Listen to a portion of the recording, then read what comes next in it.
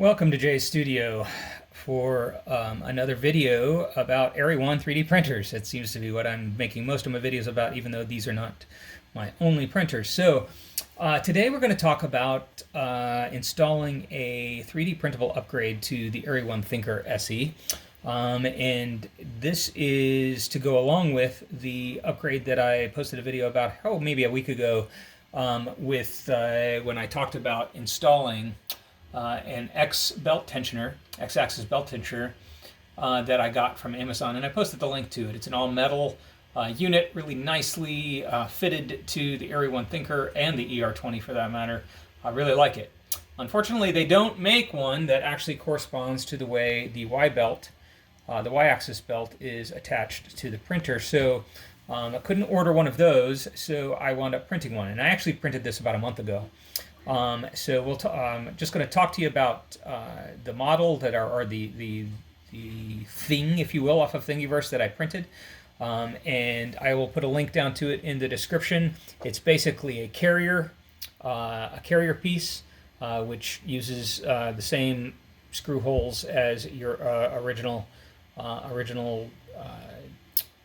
mount there for the Y-axis belt. And then you have the actual tensioner, which inserts into the carrier, and then this nut and thread. This nut and the threads then work to pull the actual tensioner back, or either pull it back to tension or let off some tension within the carrier. So it's just a way to have kind of the same type of control over your belt tension as the store-bought one, but this is 3D printable, and I printed this in Eryone's Silk Green PLA. So a couple of notes: if you're going to print this, just make sure your printer is well calibrated, because the tolerances on this piece are very, very tight.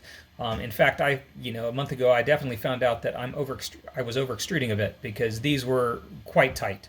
And what I needed to do was do a decent amount of sanding. They're still quite tight. I'm actually using some wax on all of these things to include the threads. And I strongly recommend some wax on the threads anyway to make them nice and easy to move once you actually get things printed. As well as you'll need to do some thread cleanup, just because printing threads of this nature are going to have there are going to be some inconsistencies and some imperfections that you're going to need to clean up. But anyway, this is the belt tensioner that I'm using, and you can print it using the link below in the comments. To get ready to install, obviously, looks kind of like that, right, with the belt inside it. You have to remove these two pieces of hardware, hold on to them, because we're going to use those again to put on the carrier unit here. And then you have to actually bend this up, take out this screw to release the pulley and the belt itself for use here when we install it. So to get it installed, it's going to take a little bit of flexibility here, right? So we're going to push the tensioner itself into the carrier, kind of far up in there, and then what we're going to do is take this pulley and the belt itself, and we're going to insert that into the tensioner. So we're going to push that in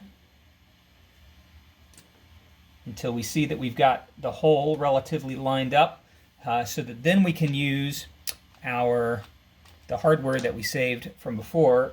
There's a little crush washer in the hardware itself, and we're going to put this screw down through the pulley,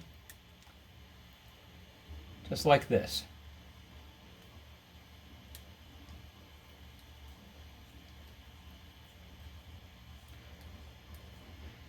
Now, the goal of this is not to be necessarily all that tight. The goal of this is just to make sure we're holding the pulley secure. And as long as the screw isn't going to back out, which to be honest it's not, there would have to be some really interesting things happen to actually pull the screw out. We're just not going to have an issue with this. So as long as the screw connects to both sides of the tensioner, goes through the holes on both sides of the tensioner, we're going to be good to go. And I can check that by looking underneath it. Sure enough, I've got some bite on the bottom part of the tensioner. There we go. Just a little bit of resistance there. Excellent. And this should now be ready to go. And I can test it, and I can tell that it's rolling nice and freely in the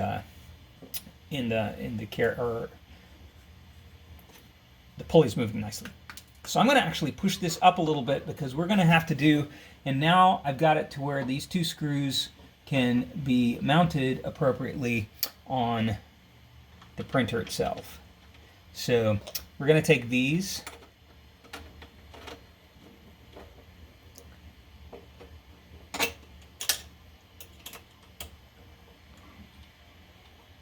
drive them down into the printer.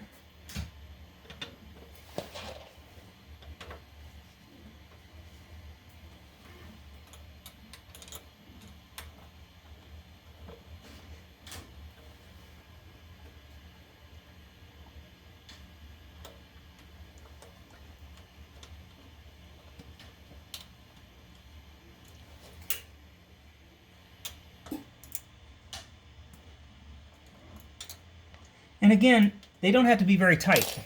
What you've got going on here is you just want a nice solid platform from which to actually tension the belt. And at this point, what we're going to do is we're just going to roll back on our threads. Make sure we have nice tensioned y-axis belt.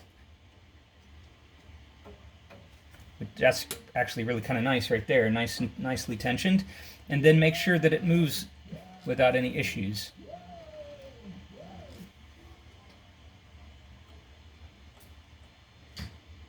And there we have it. Perfectly functioning y-axis belt tensioner. The only thing we don't use from before is the little carrier thing on top of that. So we've actually been able to add a little color to our printer here. We definitely have an easy way to adjust the tension of our y-axis belt. And I hope you enjoyed this. As a going away moment to finish up the video, we will take you over here, pardon the movement, to the ER20 that's in the middle of printing a little group planter for my wife using Eryone's Metal Silk Rainbow PLA. Right now it seems to be all in one color, but we'll see how it finishes up. And hopefully you enjoyed the video today.